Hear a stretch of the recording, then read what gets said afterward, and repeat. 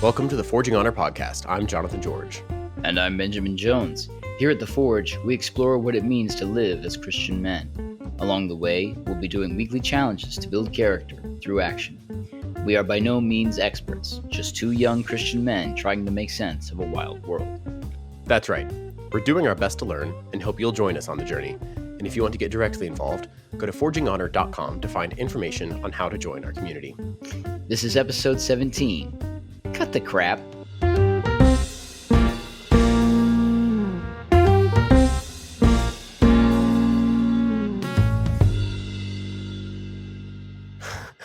Inflection added by Banjo.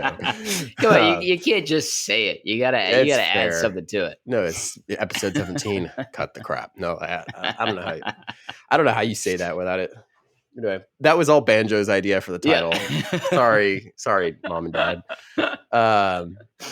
At any rate, challenge wrap up. As a reminder, challenges last for 10 days. That's Monday through Friday for 2 weeks. They are simple daily tasks to grow us as men. This previous challenge, very simple. Just get rid of one item each day. I think I had 9 out of the 10 days. I'm sorry, folks in the Discord. I was offline for some of those days. Did not mark them, but I did do them. And Banjo, yourself? I think I was right behind you. I think I had 7 or 8. I was marking them in the Discord, but I'm not looking at it right now, so I'm missing it. But I think it was 7 or 8. Yeah, that begs the question. If you do a Forging Honor challenge and you don't mark it in the Discord, did you actually do it? Yeah. Does the tree that falls in the woods actually participate in the Forging Honor podcast? Well, if the point is to grow as men, you don't have to be in the Discord to grow as a man, so it's all good.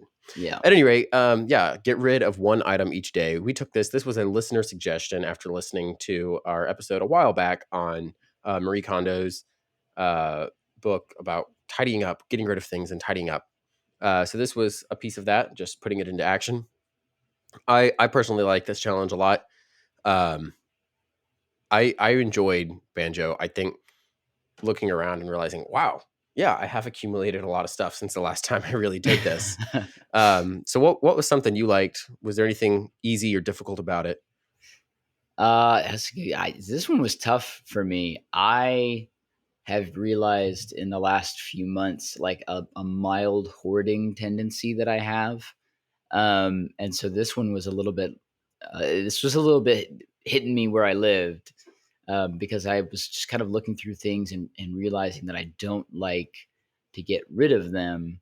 I think I mentioned this maybe in the episode that we did with Elias and the Marie Kondo stuff, but there's a lot of things that I own or that I still hold on to because they're so filled with nostalgia. Like as soon as I sentimental value. Yeah, tons of sentimental value. And as soon as I pick it up, I'm like, I can't throw this away.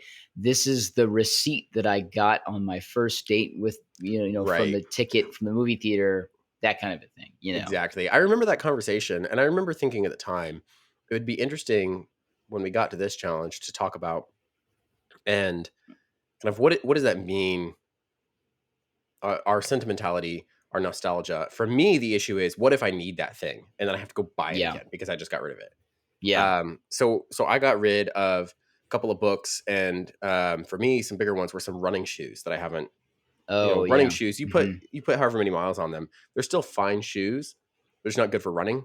So I have all these running shoes that are good shoes. They'd be fine for walking around or doing yard work or whatever.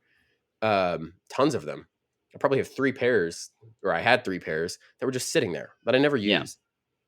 And my thinking is, well, if I get rid of those tennis shoes and then I need to mow the lawn or I need to do some work, like, what am I going to wear? Well, I have 3. I can get rid of 2 pairs of them and just keep one as a pair of work shoes, right? Yeah. But my mind is thinking, I need to have the backups, right? I have the backups. I don't want to spend money. Yeah. So what is it about? I guess those are kind of 2 separate issues, but what is it about the sentimentality, the nostalgia, and then also the thinking ahead tendency that turns into hoarding? Kind of, what is the trap there? Like, is there a sin trap, I'm asking, and how can that be holding us back as men? Yeah. Well, I just finished listening to Mere Christianity on audiobook, which was a really phenomenal reread. It's just, C.S. Lewis is good. That's Was it a no good more. reader? Very good, very Okay. good. I can't make it through an audiobook if it's not. So I I'm was the same impressed. way. Um, but one of the things that he talked about, he said one of the chief vices, um, at least from the Christian perspective, is pride, and that's kind of the overarching sin, and is kind of involved in every other sin. And I was thinking about that with, just as an example, if you read John Milton's Paradise Lost, then Satan's sin is his pride. That's ultimately the thing that um, makes him a fallen angel. Is he thinks that he's equal to or greater than God.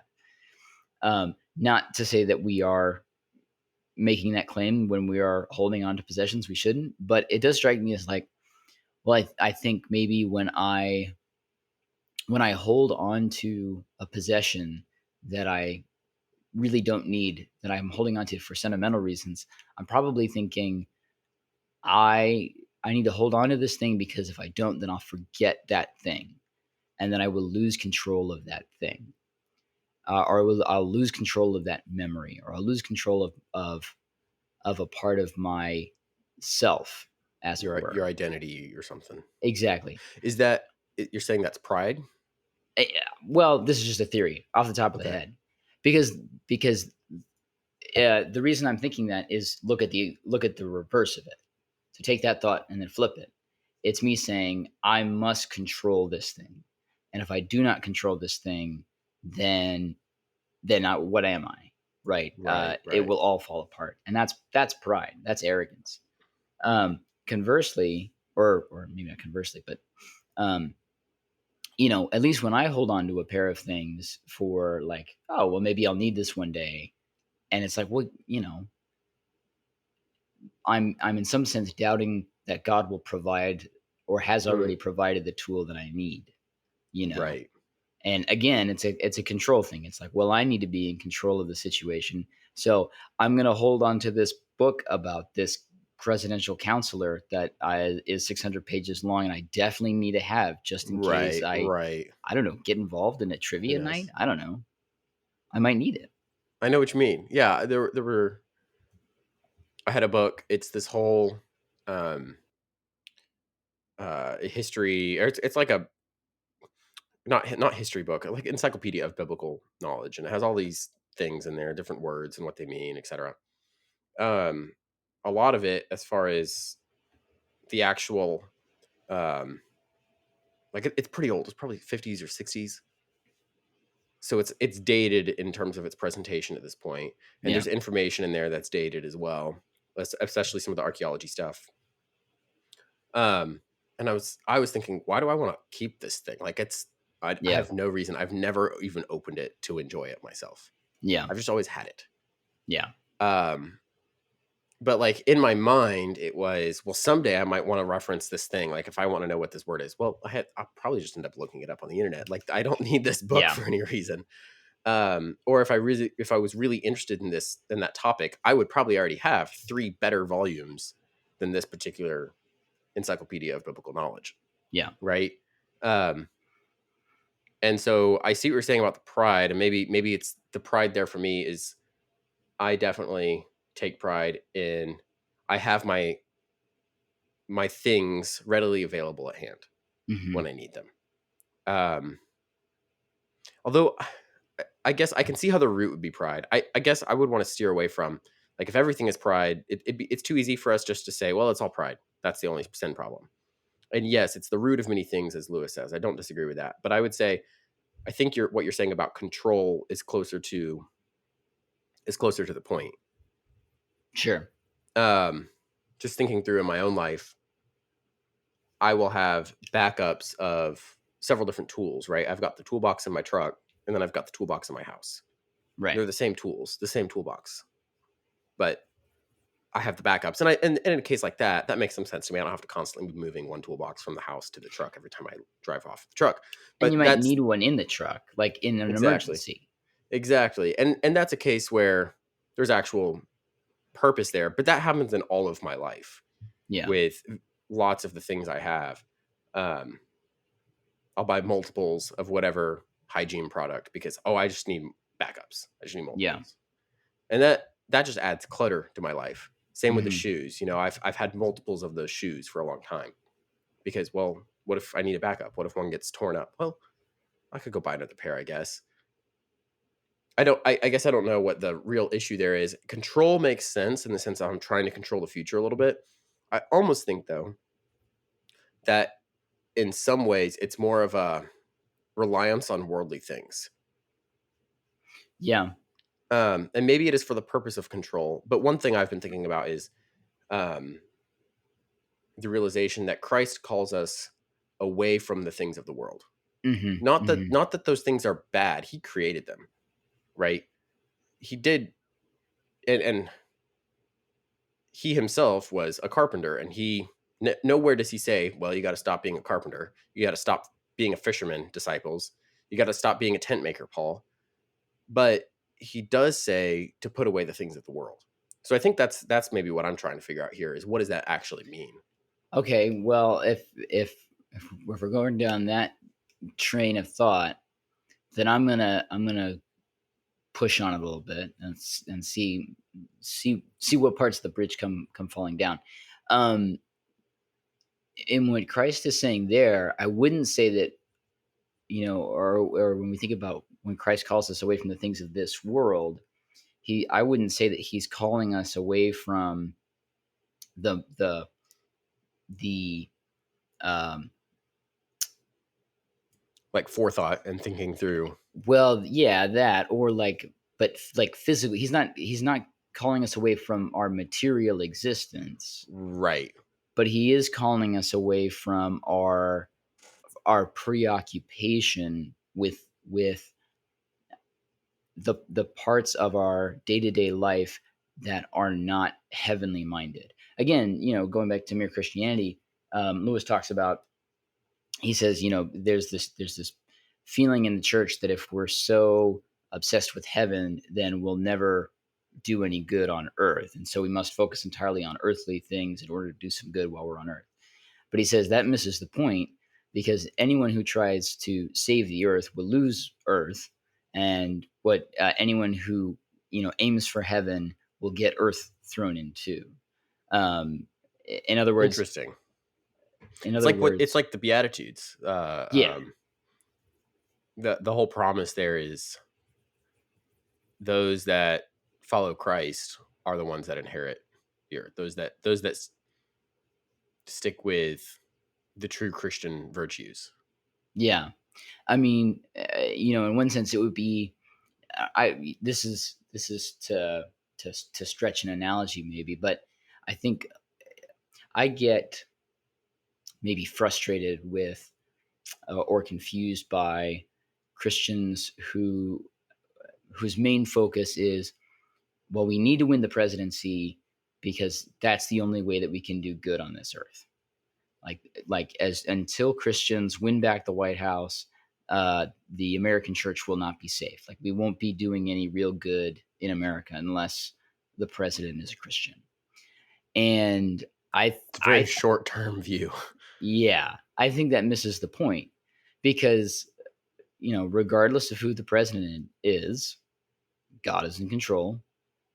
He's foreordained whatsoever comes to pass, to quote the Catechism. Um, and moreover, politics is not the point of our existence. Right. Um, any more than fixing the spare tire on the broken down on the side of the highway is the point of the existence, right? Right. Um, but because we live in a world that has other human beings of large groups, we have politics, and we need politics. Right. But You're not we saying it's a bad thing. Like it's just it's part of life. Right, it's part of life, but Like we the shouldn't spare make tire needing changed. right, but Also we just part of shouldn't life. we shouldn't make the means the ends. You know what I mean? We shouldn't Right. say, well, once we have achieved this, then everything is going to get fixed. So to turn it back around, in other words, when we have a material thing, and or a thing that exists in the world, that can be anything. That can be cooking. That can be hiking. It can be writing. It can be any of these things. Even the study of Christian doctrine.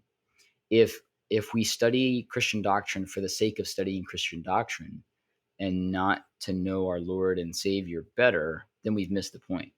You know, um, we're not doing ourselves any favors. If we study the art of preaching and we get thousands of people in the seats, but we never believe a word of what we say, it doesn't make any difference. Right. And I think the same thing goes for our possessions. I have a shelf of books that is, um, or you could rearrange my bookshelf, and you would get one shelf that is entirely books that I haven't read yet. And I refuse to get rid of any of those books because I'm going to read them one day. I just Someday. I have a someday, lot of books like that too. yeah. And I have like this allergy to throwing away books I haven't read. Not throwing away. Well, I have an absolute allergy to throwing away a book. I just can't do it. I cannot put a book in the trash can. Maybe not the trash can. Maybe in the Goodwill basket. Yeah, Goodwill. A donation is fine, but there's something, I don't know, when you throw a book away, it feels like you're killing a person. I don't know. That's just me. You're killing a Um, portion of their thoughts anyway. yeah. So Now, are anyway, those thoughts worth having? It's debatable on some of maybe this. not, but some other shelf can bear that guilt. So anyway, I think it's a form of gluttony, and I think it's a form of intemperance. Yes, Just this feeling of, well, I can have it, so I must have it, and not right. considering should we have it. Well, one thing on that note, I was thinking about as I'm getting rid of things in my house. I have small collections of various items. Books are one of them. I've got this little coin collection I've had for a long time. Lately, it's been whiskeys. And as I've built out these little collections, it occurred to me when I was getting rid of things that I wasn't even considering the things that are like in a collection because I Right. took time to collect that thing. But then it hit me like, why do we collect these things? Like, what's the point here? Hmm. Because I could collect this, and if I'm collecting in a short term sense of to enjoy that thing, um, like in the case of a consumable like whiskey, well, yeah, I mean, it makes sense why I might want a couple different varieties. But it occurred to me, some folks they'll have collections of hundreds of bottles that they leave unopened. It's purely for the having of it. Right. And it occurred to me that's something I want in my life, but why? Hmm. Why do I want the massive library filled with leather bound books, even though I'm probably never going to crack them open because it'd be too many books for me to read in my lifetime? Okay. Wait. Right? What? Time out. Is that something that you actually want, or is it just something that you like think you want? That's a good question. It's something I'll put it this way: if money was not an object, it's something I would definitely be working on. Okay. So So it's not something I'm dedicating time and money to right now, but it's something where if I could build my future home, it would have a massive library filled with awesome books and a great area for a cool whiskey display. Like it'd just be awesome, right? You'd think it'd look cool, right? yeah, But like, yeah. what is that? So that's what I'm wondering is why do I think I want that? Okay. And Let and is me. there value in that? Because Yeah. maybe I should have gotten rid of some of the pieces of these collections that don't really matter. Yeah. Like, because I've got some whiskeys that are pretty subpar. Why do I even have them around? I should just get rid of them. They're not. It's not worth taking my time to drink those whiskeys. Yeah. Well, here we get into some interesting fields of personality study. Yeah. Well, I Be- don't know. I don't know. Gotta be careful there. yeah. But I mean, for me, I mean, if we dare to say on the air, I'm an Enneagram 3. I believe you're also an Enneagram 3. If I you, honestly don't know. Maybe I don't know if I you don't. ever have you ever taken the test? I took some online thing at some point because someone put it in front of me, but I honestly don't remember what it came out with. Can we do a little digression here on your feelings or just personal feelings on personality tests? Do you do personality tests? Do you? I have taken personality tests. I don't take stock in them. Okay, that's about what I figured. It's well, I understand the value in terms of like they can describe behaviors, Hmm. But I think, seems to me that that's all personality tests are doing. They Yeah. describe your behaviors at that point in time. So in high school, Myers-Briggs was all the rage. Right. Everybody was doing Myers-Briggs. So I took Myers-Briggs sometime in high school. I took it again in college, just wondering like what was this about? I got a different personality type in college Do than you I did remember in what it high school. was? Ah, I don't start. I know it was both times it had the E for the extroversion, but I can't remember what all Yeah. the other. I'm definitely extroverted. The other letters, like I changed on. What was it? I It doesn't matter. I'm not going to go I'm into all an that. I'm an INFP, if that starts any buttons of yours. I was ENFP in high school. That'd make that click, and I was then that in high school. ENTJ in college. Okay, that So I makes had some sense. flips, and that's when I realized this is only describing behaviors because I Yeah. had changed a lot about myself from high school to college. Hmm. I was still Jonathan. Yeah. I am Jonathan, regardless of what my behaviors are. Now, I might be a more sinful Jonathan. I might be a less sinful Jonathan. I might be a Jonathan with fewer items to my name or a Jonathan with more to my name. Things Well, about me change, but yeah, and I mean the thing about a personality test, I think you're right, and a to quote the great Horton Hears a Who by the philosopher Dr. Seuss, a person's a person no matter how small, you right. know, and all a personality test does, or in my opinion, the thing I enjoy about personality tests is I think you get to you get a shorthand of people's behaviors, which helps you to get to know them a little bit, right? But Yeah. it's not a way of saying, to my mind, it's not a way of saying like, well, you are this person one day, and then there's this person over here. But it's these are the descriptors, and these are our Hmm. possibilities for change, and just a way to help like label and process some of that information. I'm going to tie it back to what we started with. I'm Right. impressed Right. with We're getting there. myself by saying that our possessions are really not much that different, Well, or our desires are not that much different.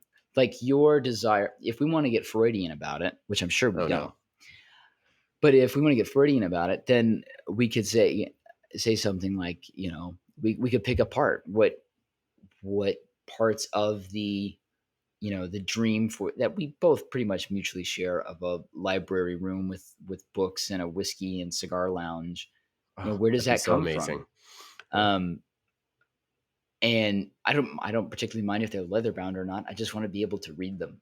That's my Fair main enough. thing. And a writing desk. I want a writing desk, Oh, a writing desk would be awesome. So, ideally with so a here's the typewriter. thing though, is like we both.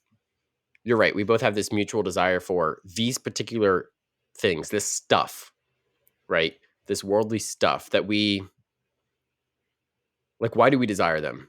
So let's Is start it with your because we mother. think we'll finally be a man, or is it because Yeah. because we are men that we desire these things? I Again, don't know. Like, so well, my and wife makes fun of me all the time for this thing, yeah, because yeah, every time I get a whiskey, she's like, you just do it because that's what men are supposed to do. Like you're not. In fact, that's you're not funny. you're not That's going to believe funny. this. You're not going to believe this, but I'm going to play this card. I went to see Barbie a couple weeks ago. Um, Oh, no. I quite liked it. It was fun. I had Are a good you a time. Barbie girl in I a Barbie world? I'm just Ken. Okay. Um, and I don't know if anybody's seen it. If you hate it, I just ask that you don't hate me for liking it. Um, I also saw Oppenheimer, so I've got both sides of the spectrum covered. There are two Anyway, wolves inside of you. yes, I'm kidding. Barbie and Oppenheimer. Um, but one of the things about the movie was there's this whole bit about the Kens do these things and the Barbies do these things, and the Kens are essentially stand-ins for men, and the Barbies are essentially stand-ins for women. And there were a couple of things. There were a couple of jokes that were so spot on in what men and women like want, or like things that they say that like apparently all men and women think and say, that it was just so bizarrely funny that we all fit into these categories a little bit. For example, there was, and sorry, this is a little bit of a spoiler, but I'm sure that the members of Forging Honor are not exactly like spoiler upset about Barbie, so I feel safe. Anyway, there Well, was a either bit. they've already seen it if they really want to see it, or like me, they'll see it when it comes out on DVD or Netflix or wherever it's going to be. Right. So there was a bit where one of the there's a depression Barbie comes out. They come up with a depression Barbie, and the joke was the depression Barbie comes includes the 5 hour BBC edition and a family pack size of Starbursts.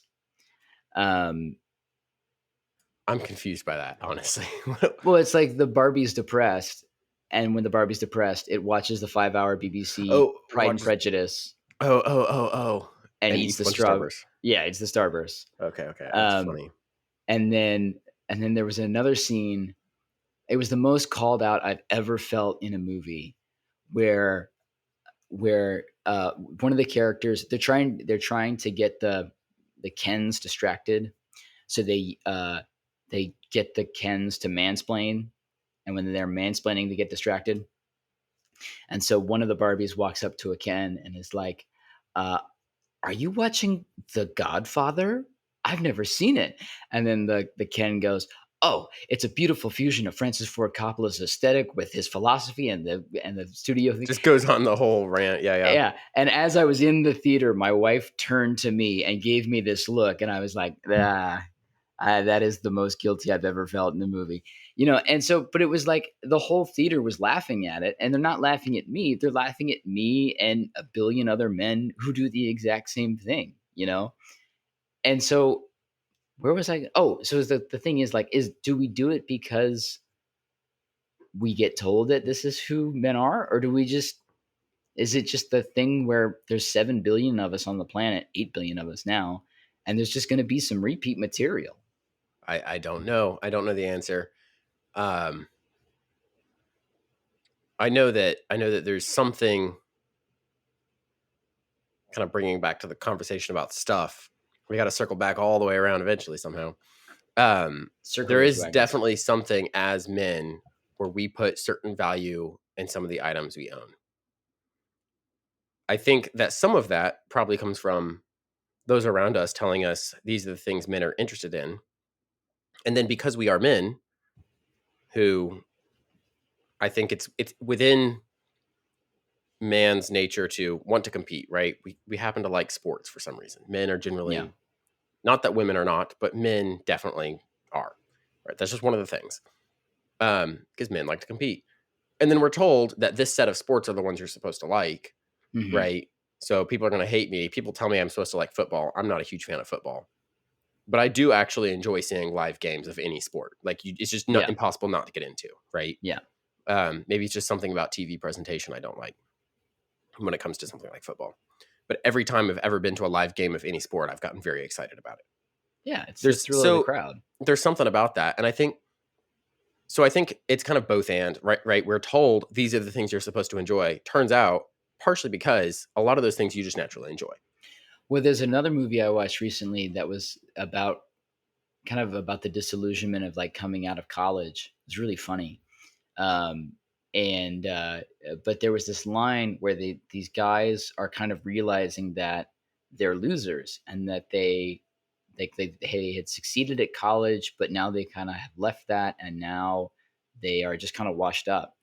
And one of the guys says, "Well, our affectations have become habits."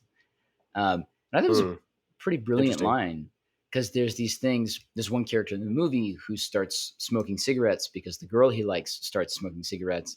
And then at the end of the movie, he's like smoking a pack a day. And it's like, well, I'm a smoker. But the only That's reason that yeah. he started doing it was to impress this girl. I think that happens a lot where it's like, oh, I saw this movie where, you know, Men did James, this thing. yeah, there was whiskey and they were drinking cigars. It's like, oh, that looks cool, and then I liked it. But I don't know. I find that hard to believe, because I don't know about you, but there are things that are everybody's like, oh, it's an acquired taste.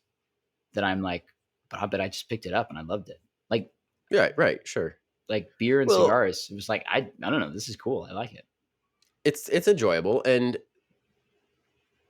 I think what I'm getting at is at what point does that enjoyment of that item start to become your identity in a certain way, right? I think that's part of what I'm getting at with the example of the library filled with books and a nice little whiskey area and a cigar lounge, right? Like that's how much of that becomes, well, when I have this, then I'll be a man. Right. And I And won't be a man until I have that. or that's what real men have.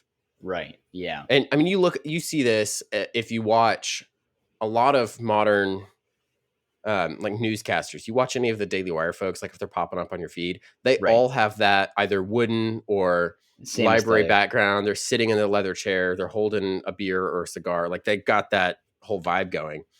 And it's something that's just popping up like or you watch Joe Rogan, same thing. Every commentator, every podcast, everybody has that. And I'm not saying that it's wrong. I like those things a lot. And I can see why someone who's trying to attract a certain audience might want to have those things as part of their aesthetic. Yeah. But what I'm saying is I think it's possible to enjoy those things without necessarily, one, putting your identity in them, because we should be putting our identity in Christ. But two, being okay with not being the guy that has the collection. Yeah. Maybe I can really enjoy whiskey. I don't have to have the largest collection of whiskey. I can have the bottle I really enjoy in my house. I can share it with whoever comes over. But if I want to try different whiskeys, I'll go out. There are bars for that. There are cool lounges for that. I don't have to have the collection. Yeah. And I mean, the same thing with books. Libraries exist for a reason. As much as I actually don't like libraries very, very much, because once I've read a book, I want to keep going back to it. So having a library, the point being, you don't have to own every single book you've ever read. Yeah. And you don't have to, I guess there's, now this is, I'm kind of, as I'm thinking about these things, part of it I think is also men want to be self-reliant, right? So that's why I want to own every tool I use. I so rarely borrow tools, because as soon as I borrow the tool, now I'm relying on someone else for that tool. Yeah. Versus And if I own the tool. There's no like less manly feeling than like going over to somebody's house and being like, can I borrow the leaf blower? And they're like, you don't have your awesome set of tools that you can. Yeah. What kind I know of exactly a what you man mean. doesn't have a leaf blower? Your man. That's Banjo's man voice. It's an affectation of the Ford F-150. Yeah, that's what it is. In 20 years, you're like, how you doing? I'm good. That's what ends up happening. But I think there's a sense of, I want to be self-reliant. So, but at the same time, the things that I theoretically am relying on are all the man things. Ultimately, as I was thinking through this challenge, I was realizing, wait a minute, I don't have to rely on having the backup pair of running shoes. I don't have to rely on having that extra book that I'm never even going to read. Yeah. I don't need to keep these. I mean, I have a ton of, being in the software world, I have a ton of random electronics things. I got rid of several of those because it was like, I'm never going to use these. They're outdated. There's no point. I've told myself for ages, I'm going to strip them for parts. I'm not doing that anytime soon. Yeah. And so there's the sense of the self-reliance. There's also the sense of everything I was getting rid of. I was realizing I'm partially keeping because it's part of my identity. Because I think when someone comes over and they see this thing, that I have this thing, oh, they're going to think Jonathan's cool. Oh yeah. I need to get rid of some of those things. Let me ask you this. This is maybe a little bit of a gear shift, but you and I both grew up. We're both born, were you 98 or 99? Yeah, 98. 98. I was 2000s baby. Do you remember much of the 2008 recession at all? Is that part Not of your really. mental makeup at I all? guess I would have been. I remember it being talked about at the time. My family was living on the road. My dad was a musician, so we already had. They say the joke. What's the difference between a musician and a pizza? A pizza can feed a family of 4. That's terrible. So before 08, my family was already living with musicians' wages, which aren't high. So I don't remember it affecting us personally a lot. But you were already in kind of a situation that was kind of a shoestring budget. Yes, and I know people around us really suffered, and it was talked about everywhere because we traveled a lot. Yeah, and it was always being talked about. At any rate, there's what was the. Well, I was wondering. I think about this a lot sometimes because you were an oldest? Yes. I was an oldest too, and I remember in 2008 hearing. I was 7 or 8, but I was like, "Oh, there's this recession thing going around," and all I could think about was like the Great Depression. Like I was making that Right. jump, like this is like the same thing, and I was already thinking like I am gonna have to. One of my favorite books when I was a kid was Bud Not Buddy, Yeah, and I know. which is a I remember great that. book. But it's a book. If anyone's not read it, it's essentially about this boy who gets separated from his father in the Depression, and he has to go basically across the country to find his dad. And it's a great book about the Depression and like living back then. Um, and just yeah, it's a great book. Anyway, I read that book, and then the 2008 thing happened, and I was like, I am going to have to like work at the age of Oh, 9 to like help put this food is on the it. table Child for the labor. family, Here we go. or it's time. Yeah. But and my dad was a pastor, and the congregation that he was pastoring at just got too small by I think it was like 2011, 2012, and we had to move. And I remember having this feeling of I knew we weren't like poor, but we were definitely weren't like doing great. Right. Um, and so I think I still have some of that left in me a little bit of like I don't throw food away like ever Yeah. unless it has like mold on it. Like Right. even if I'm not going to eat it, like even if I don't like it, I'm like, well, I got to save it. I can't throw it away. Um, and my wife will like throw food away, and I'm like, "What are you doing? Like, what are you Why doing? are Wait, you that just was tossing perfectly that? good." Um, and I wonder how much of that. And she's like, "What? You're not going to eat it?" And I'm like, "Yeah, but you don't throw it away." But I think that is me being fearful and me being yeah, not maybe I don't know a little I don't know what the word for it is. I didn't grow out of it. Right. And I think there's definitely I I definitely experienced some of that. And I think some of that's just being in a large family. Yeah, Being in a large family, everything becomes like you have to be thinking ahead so much more, right? Leftovers become a very big part of your diet. right. And I think that's something that on the one hand can be good because forethought, I mean, Proverbs talks about this. The wise man lays aside wealth for future generations, right? Hmm. Um, it's not that, but that's not the same as I'm going to have extras of everything just in case something terrible happens, right? Right. Maybe yes, you have your emergency fund, you have your backup tools or whatever is actually necessary for the daily operation of life. So one thing, in my opinion, everybody should have in their house are some canned food, some extra water, because I mean the grid can go out sometimes, and you don't You know never what you're know. going to need. But and those are essentials. What you don't need is the full extra television in case your first one breaks. You know, there's just things The like that. generator and the yeah. So I mean, generators can be handy for a variety of reasons. Banjo. I actually Well, lived in a house yes. where that was our main source of power for a while. That's Um, impressive. anyway, the back to the point. When it comes to our stuff, I guess the balance I'm trying to figure out is what are the things in our life that we can get rid of because they've just accumulated as either we identify with them in some way, we have nostalgia, or they're something we think we might maybe need someday, or they're the things for wisdom's sake we've set aside for for the hard times or Mhm. for the future generations. What is that balance? I That I think think it that's the question we're dancing around here. yeah, and I think it's temperance, right? Like Explain that. so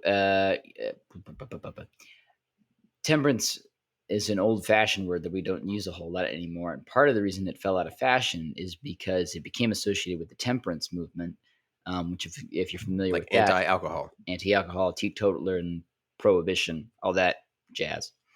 Well, not jazz. They weren't fans of that, but we are. because it So involved drinking. that's right. But really, temperance isn't about totally abstaining from something. It's about doing it in moderation. That's one of my dad's favorite phrases. He's like, "It's all Everything in moderation. everything's good, and everything in moderation." And it strikes me that something even like knowledge or wisdom needs to be done in.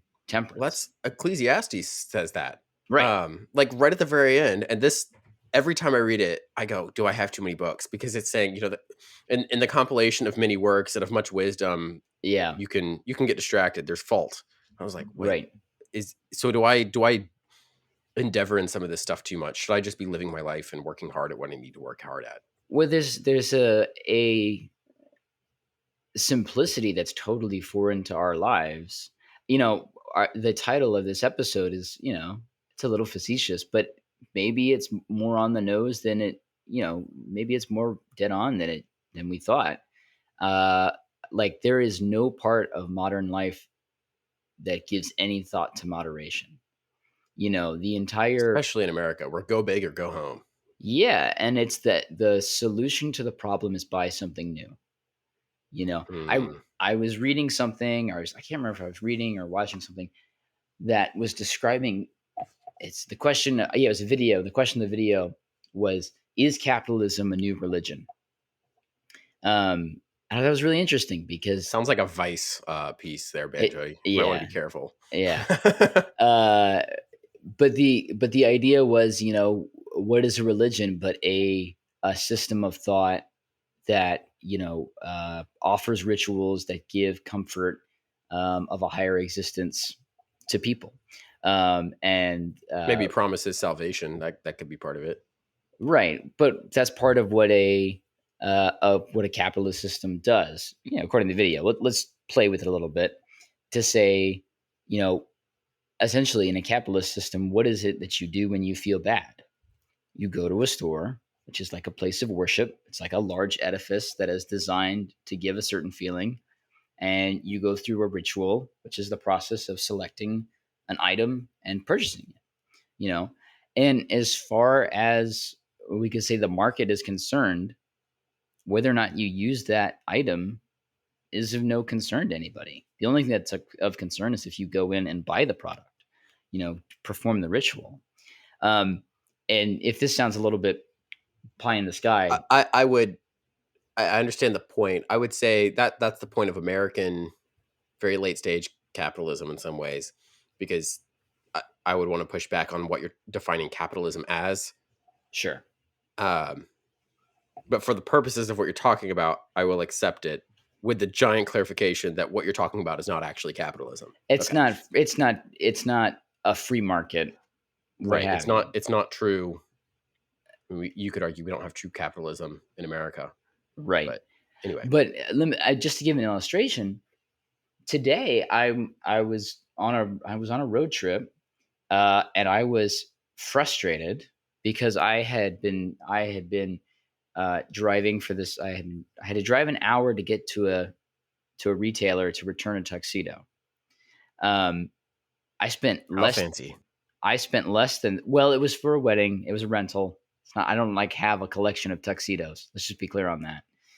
Um, but I had to drive an hour.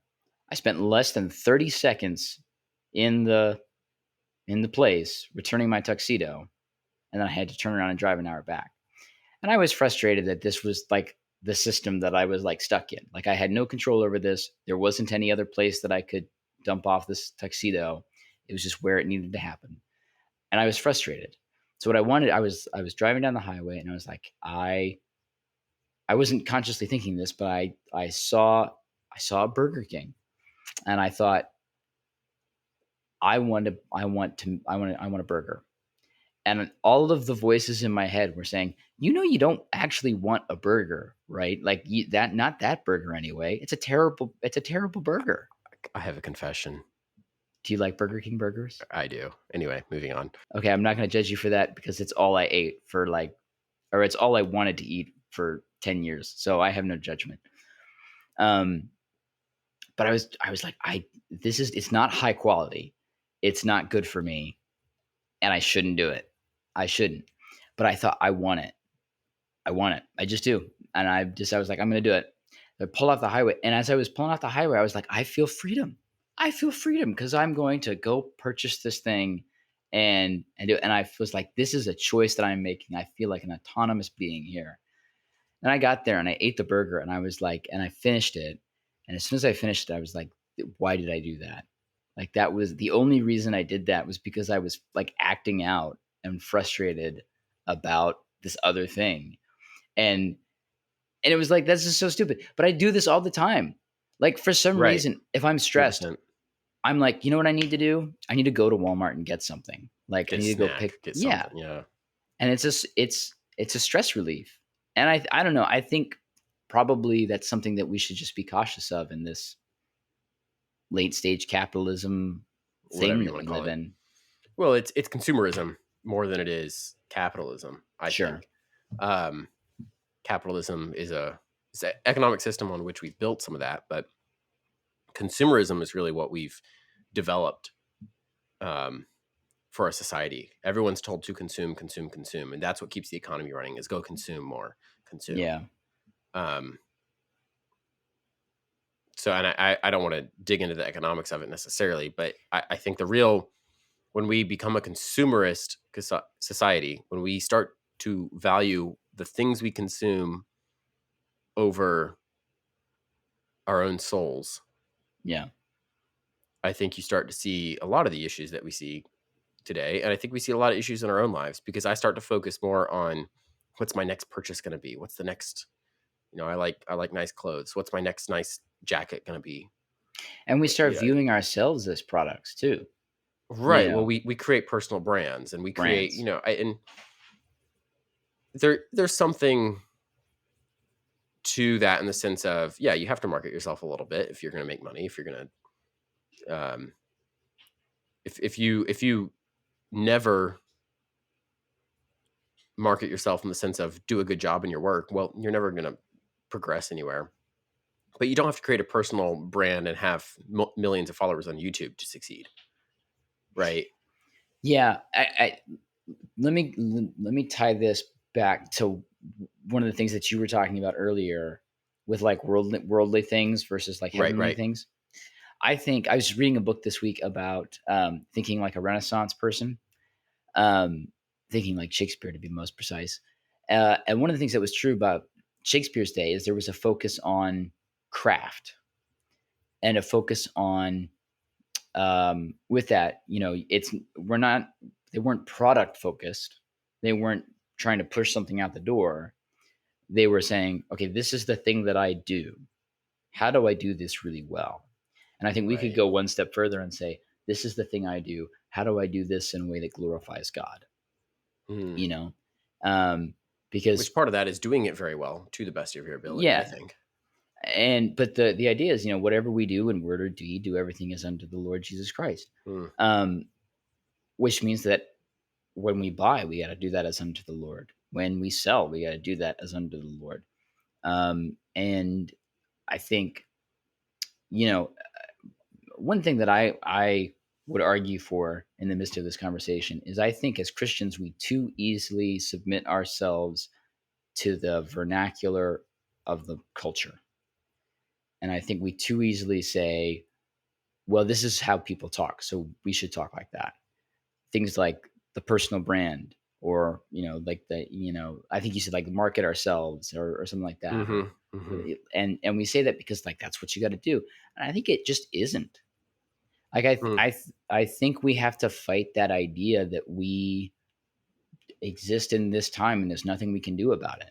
Hmm. Um, and that the era of great men is over. Like, yeah, we got to stop. We got to actually fight that idea and say, okay, well, if I have been assigned to be who I am, so to speak, by God, how do I do that as a craft?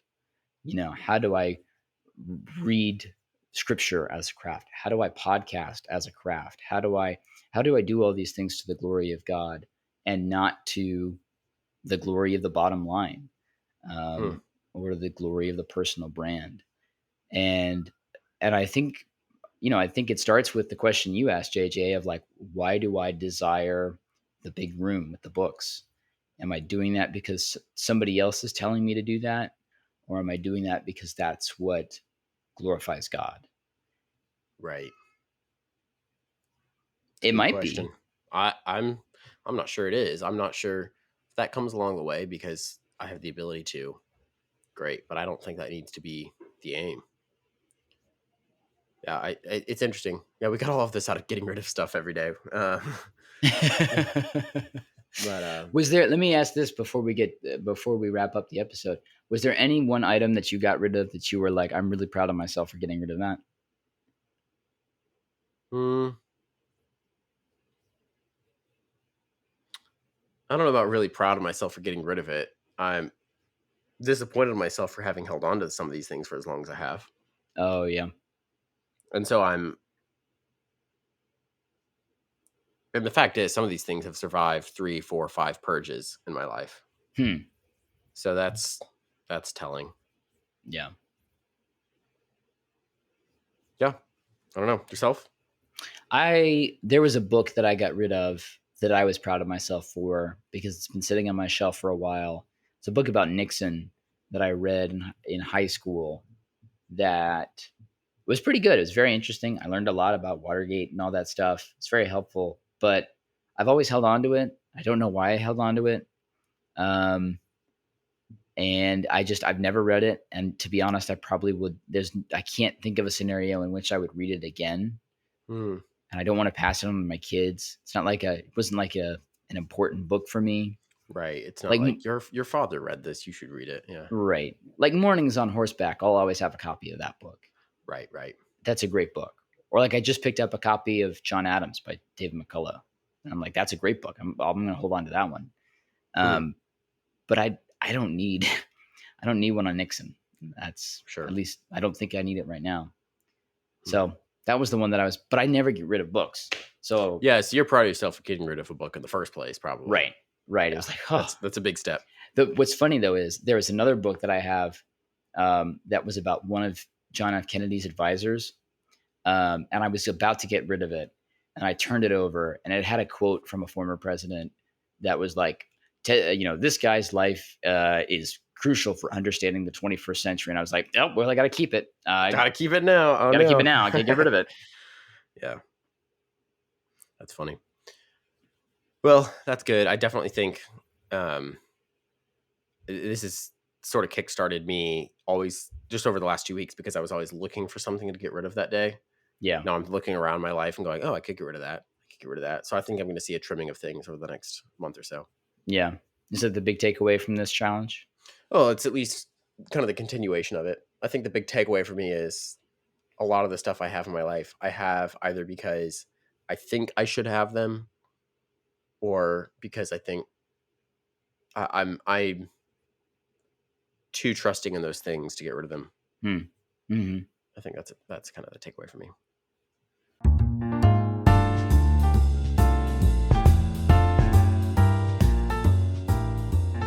On to the next challenge. Challenges last for 10 days. That's Monday through Friday for 2 weeks. They are simple daily tasks to grow us as men. This next one was Banjo's idea, so he gets to introduce it. So, continuing with the simple ideas that we've had, simple but obviously fruitful ideas, we wanted to pitch this idea of have an intentional conversation every day, and that's going to sound a little vague. So let me iron it out. Yeah, what does intentional conversation even mean? Intentional conversation. Let me say a couple things. First, I had this idea a while back after reading Malcolm Gladwell's book "Talking to Strangers," and if anyone hasn't read that or hasn't heard of it, highly recommend it. It's a great book about some of the assumptions that we make about people and some of the ways that just communication happens and the ways that we don't really think about it. And his basic point there in the book is a lot of the kind of bizarre violence that we see in the world today, and a lot of kind of the inhumane things that we see maybe on the daily news. A lot of it comes because we just don't know how to have a conversation, and we don't know how to read people.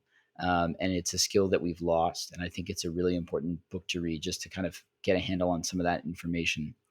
Um, but for the purposes of this conversation, if you'll pardon the pun, the things that I'm interested in are the intentional process, or maybe we could say the thought out process of talking with someone who you didn't have to in person.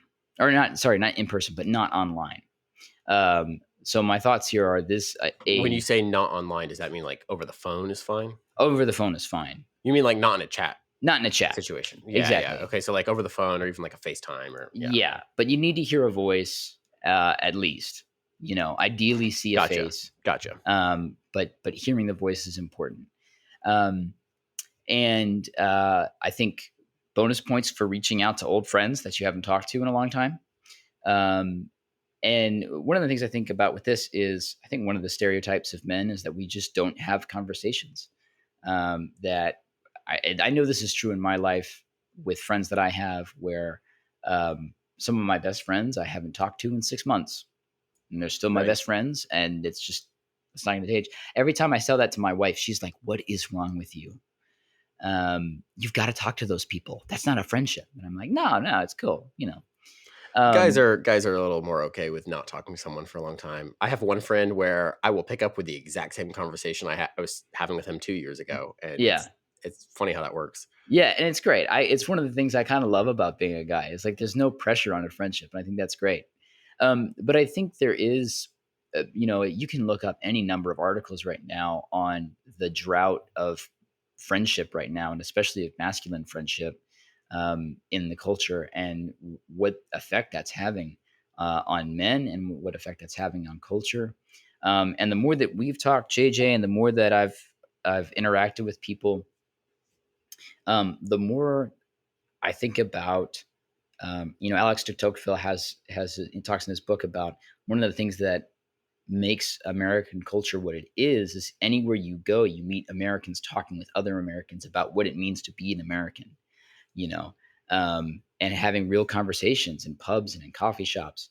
And I don't see that anywhere. I see Facebook conversations, but I don't think those count. Right. Um, and C.S. Lewis talks They're at least about, fairly unproductive, right. whether or C.S. not they Lewis count.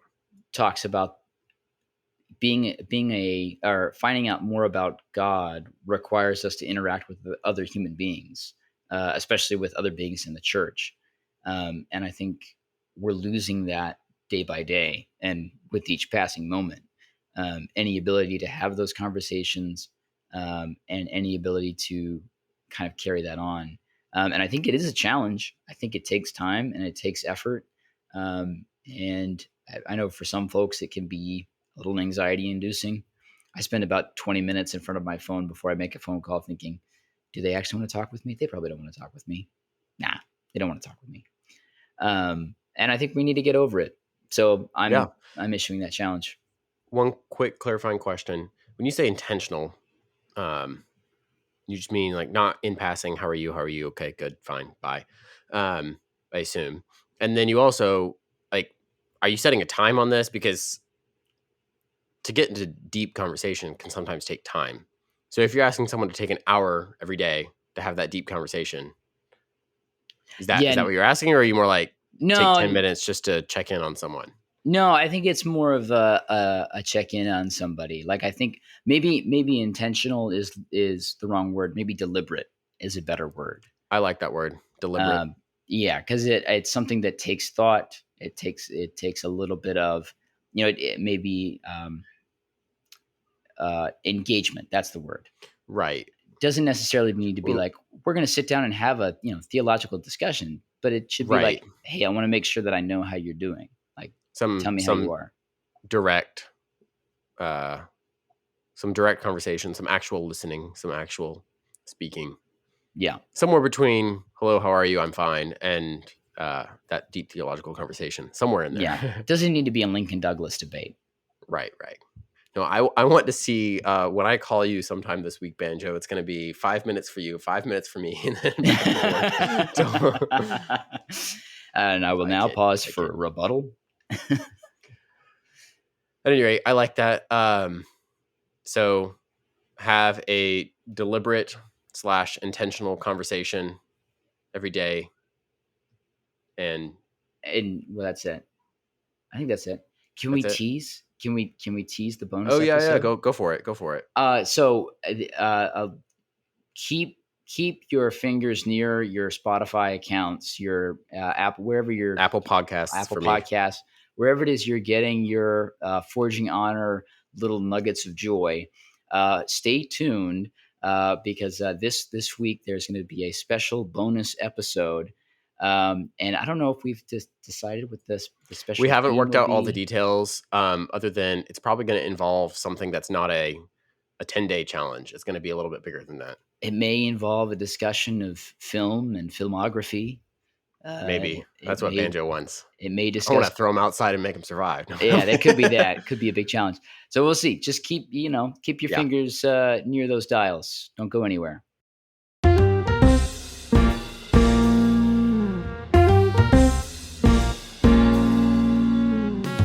This has been the Forging Honor podcast.